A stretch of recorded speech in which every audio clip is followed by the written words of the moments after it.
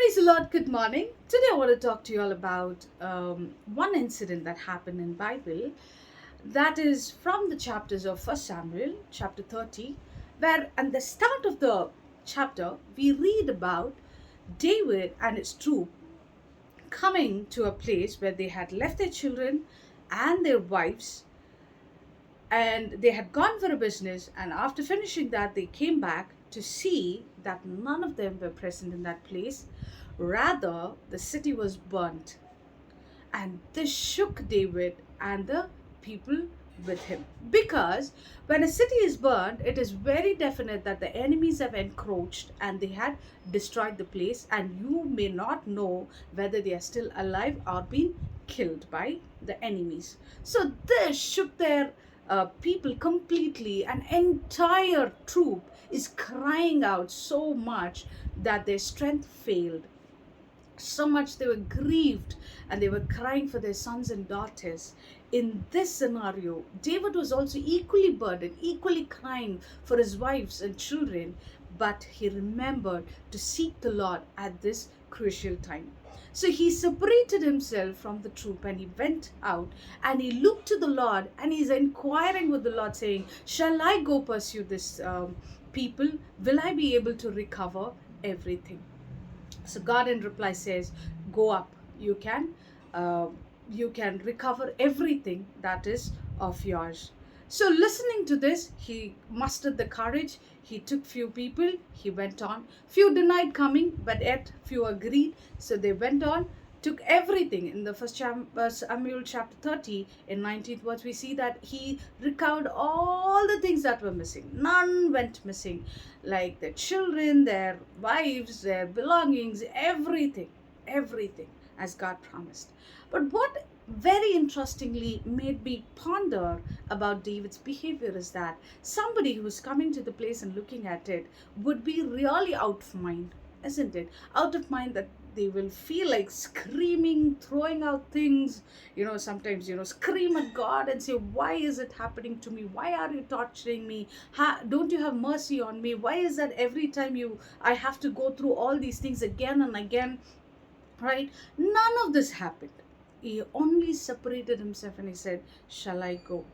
But what if God would have told, don't go up, it is not your part, it will not come back to you?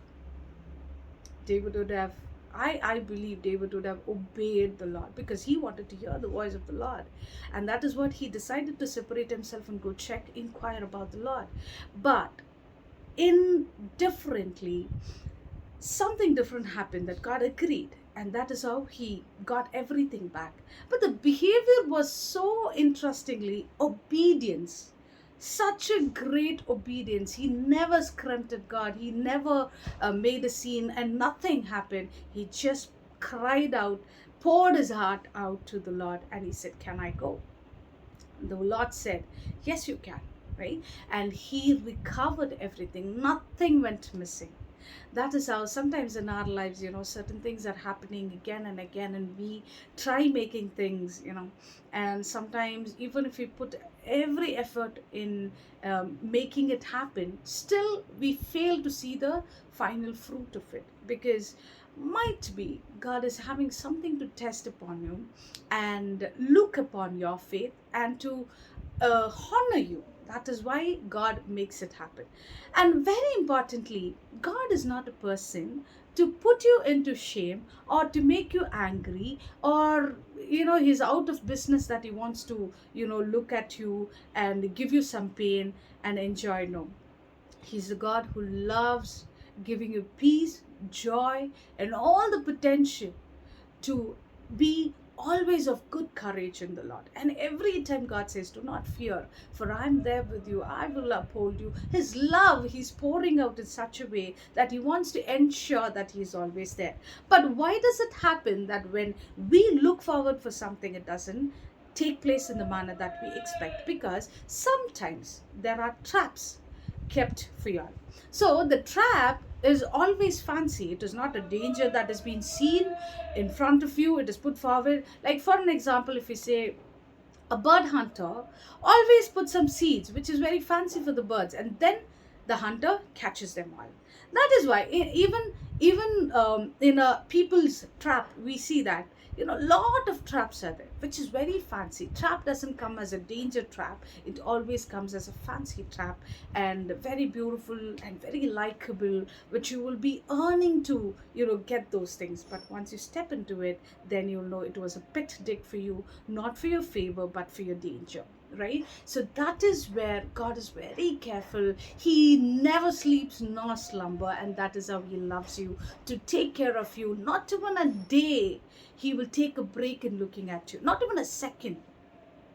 So that is how He loves you. And something doesn't go right, even if you find it very beautiful, I'll tell you, nothing is worth than the presence of God and the will of God. And that is why, even on our prayers, we have to say, Lord, if it is your will.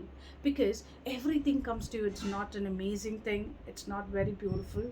Not everything is danger. God can also lead you in certain things. That is why I say, sit in the presence of the Lord to understand discerning point, and make a discernment if God is really putting you into a right way, or the counsel is wrong. Right? Sometimes the counsel might go wrong. That is why God says, my counsel will stand for you. Right? People's counsel might look very fancy. Getting into it and people fail, you get depressed, right? So God's counsel will never fail you. He's the good guide for you. And that is why I wanted to encourage you, when you get into the presence of God, when certain things don't work as you wanted it to be, don't worry. All you have to do is, that is what God says, stay still and know that I am God. Right? So you got to take a break, and that is why God says, take a break, step back, relax, watch that the Lord will do great things in your life. And those great things are not for a day or two, it will be for a generation to generation. The blessing will stand. And when you remember to follow His precepts, you will always enjoy. And once you get into those type of life leading, you will never ever feel that your own decision will be very important. You will always think, what is my Lord willing to do through me, and what is His plan in this particular situation? So whatever decision you're going to take, or whatever it might be, encourage yourself to go spiritually, to check with the Lord, inquire the Lord. The Lord will not stay silent, He will definitely answer you. But that way of patiently waiting in the Lord's presence, like David, go to the Lord and ask, and He will definitely answer you. Whatever you're waiting for and whatever things that you are expecting, remember that the Lord is always a good counselor. He will counsel you in the right path and make everything beautiful in His time. So may God bless you. Have a wonderful Sabbath day. Thank you.